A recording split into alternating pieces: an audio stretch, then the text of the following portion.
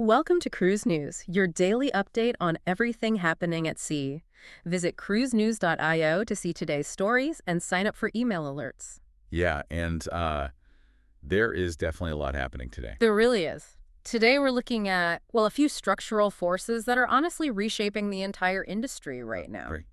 Completely reshaping it. We're talking about the industry's agility when, disruptions strike, plus the fundamental shift in how booking and pricing work. Which affects everyone. Exactly. And finally, that fierce battle among luxury hotel brands to sort of define the future of high-end cruising. Yeah, and it's important to realize these aren't just isolated news stories, right? Right. They're highly interconnected pieces. You're seeing an industry that is simultaneously trying to, mitigate risk on the water while locking in your money earlier and expanding its definition of luxury. I mean, it's a total evolution. So let's start with that agility, because we just saw a huge real-world test of this in the Mexican Riviera. We really did. Yeah. So on March 13th, the Norwegian Bliss pulled into Puerto Vallarta, and they had over 4,300 passengers on board. Which is a massive vessel. Huge. And it was a big deal. It signaled a restart of activity there.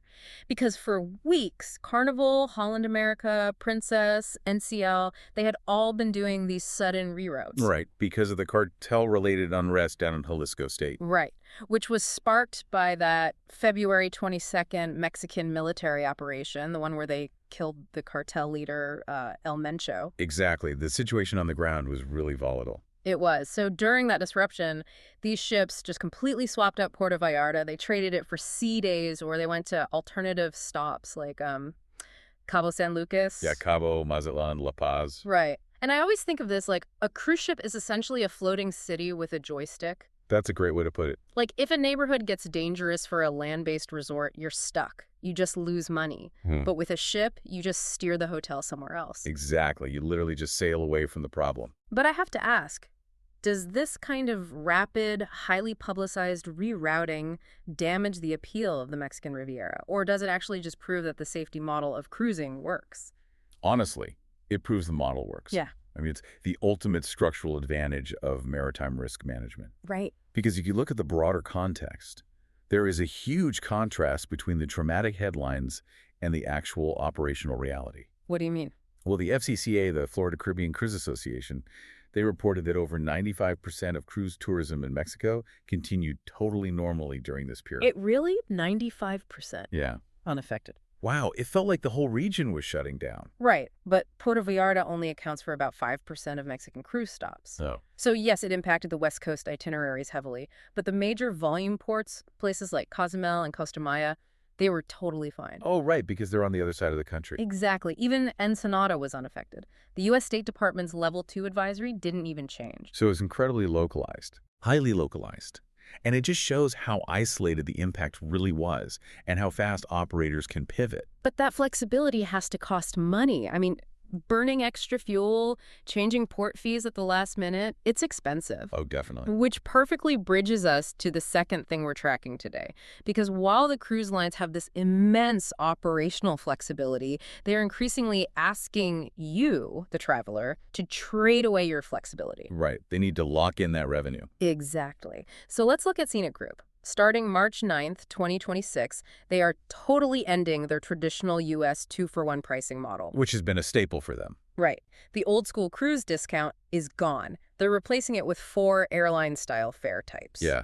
Full, select, preferred, and preferred plus A. Now, the interesting thing here is the core onboard inclusions, the food, the drinks, the excursions, they remain exactly the same across all those tiers. Right. You're not buying a different physical product. Just buying different booking rules. And that 120-day pre-departure window is the critical cutoff for the discounts. That's the magic number. Yeah.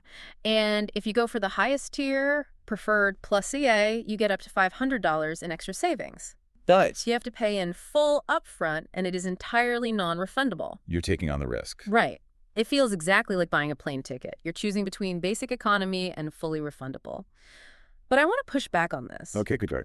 Is this new structure actually offering more transparency for the guest, or is it just a clever psychological tool to get people to lock in their money months earlier? Oh, it is absolutely a structural shift to secure base revenue earlier. I mean, they call these fair family. Fair families, right? And Scenic isn't the only one doing this. Virgin Voyages is doing something really similar right now with their voyage fare choices. Right, I saw that. Because by securing that base fare so early, it frees the cruise line up to pivot their entire focus To what? to the highly lucrative onboard spending market. Mm. Royal Caribbean CEO recently noted that they are seeing really strong close-in demand. But the metric that really matters is onboard spend. Right.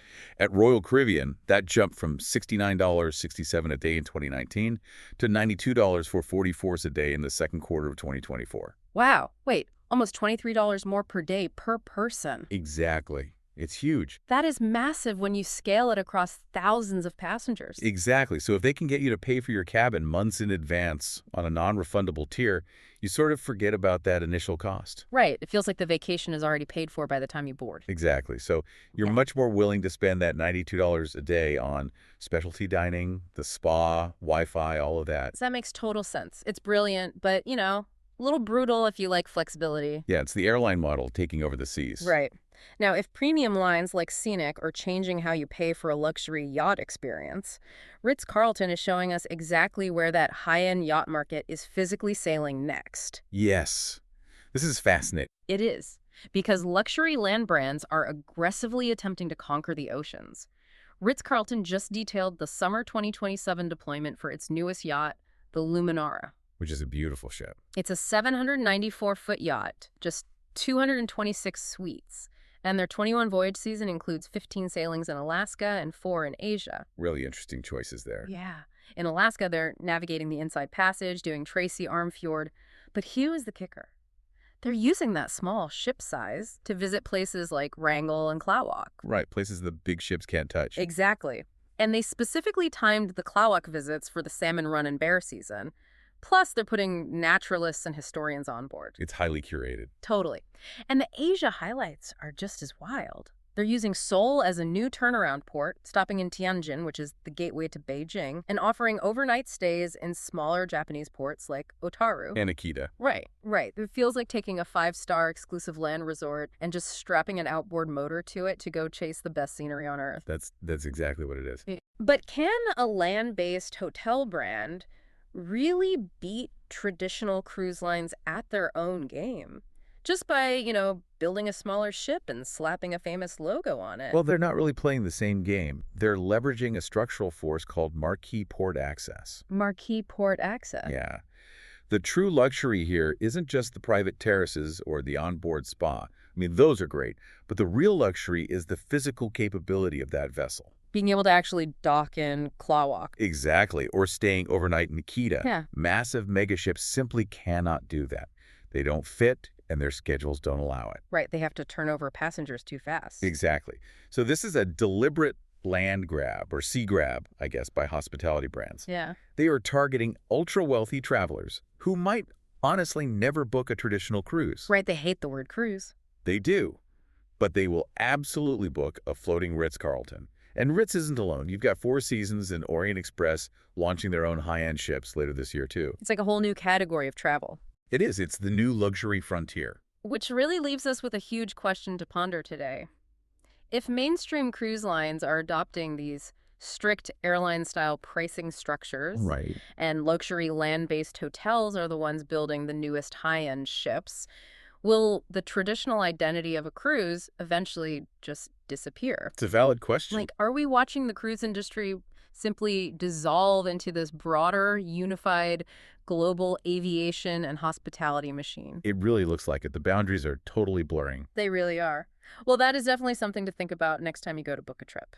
Thanks for listening to Cruise News. Visit cruisenews.io to catch up on the latest updates and sign up for free email alerts.